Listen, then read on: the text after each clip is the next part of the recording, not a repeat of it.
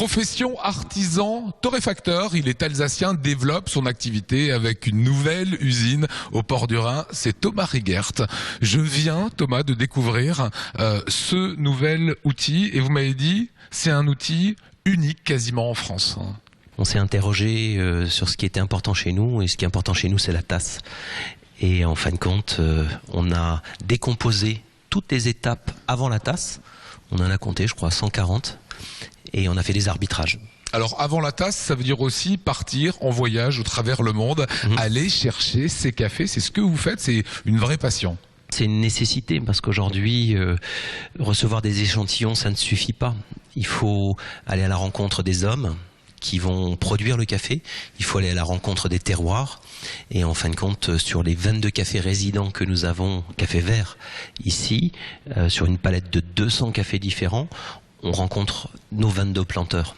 Comment trouver le bon terroir? Ce dimanche, vous allez partir en Éthiopie. J'imagine que vous allez chercher les bons terroirs. Comment vous faites? Vous avez des personnes là-bas, sur place, qui vous disent « Viens chez moi, j'ai quelque chose d'exceptionnel » ? Alors il y a de ça, et puis c'est souvent les opportunités, les rencontres. Là je viens de rencontrer un jeune Français passionné, Jacques, qui sillonne l'Éthiopie et qui va lui collecter des cafés dans des exploitations. Et il m'a dit viens, j'ai des choses particulières. Je lui ai dit j'arrive. Pourquoi c'est important pour vous d'aller sur le terrain? D'abord vous avez tout l'environnement, vous voyez comment la plantation est entretenue, vous voyez la philosophie avec les gens qui travaillent sur la plantation. J'étais au Cameroun il y a 2 mois, la personne qui nous a reçus est aussi un planteur français, il y en a quand même quelques-uns qui sont disséminés dans le monde. Et si vous voulez, il a fait des choses magiques et extraordinaires. Et si vous n'êtes pas sur place, vous ne pouvez pas vous en rendre compte. En fait, ce qu'il faut savoir chez vous, c'est que vous êtes un enfant du café. Un enfant du café? Ouais. C'est-à-dire? C'est familial.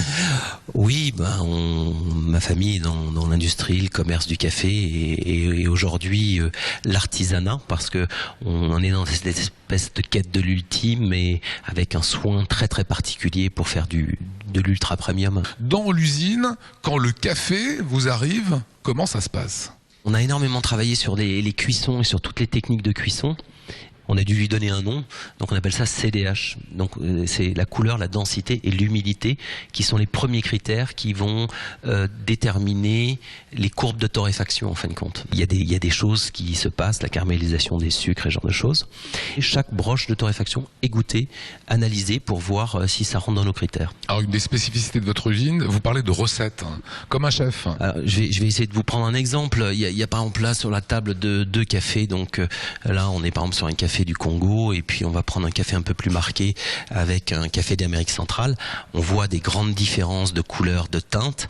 En fin de compte, c'est comme un wok de viande. J'aime bien ce parallèle, c'est plus simple à comprendre. C'est comme si on faisait un wok de viande avec du bœuf, avec du canard, avec du poulet. C'est pas les mêmes cuissons. Exactement. Et par exemple, on moud à froid, c'est-à-dire que les meules sont refroidies pour pas échauffer le café.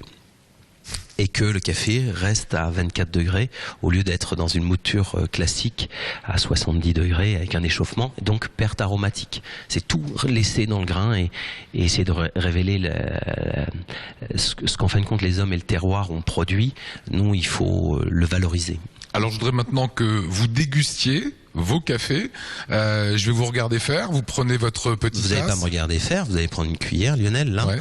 Et vous allez faire la même chose que moi. Donc, on prend un tout petit peu. D'accord. Vous prenez beaucoup d'air.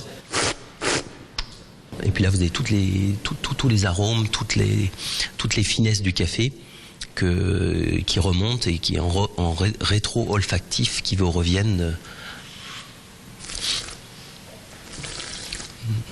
Donc sur la table, on a différentes variétés. Et vous voyez la différence. Tiens, essayez celui-là. Vous allez voir, c'est assez surprenant. C'est pas le même, hein? Ah, pas du tout. Ah ouais, rien à voir. Le café que vous venez de goûter, c'est un café que le consommateur alsacien pourra retrouver prochainement? Oui, bien sûr. Donc c'est notre gamme qu'on retrouve dans notre boutique 8 rue de la Mésange ou bien dans les cafés, les hôtels, les restaurants avec qui on travaille et qui nous font confiance. Ça, c'est le process systématique. On travaille, on goûte, on valide et après ça part dans les boutiques. Tous les jours.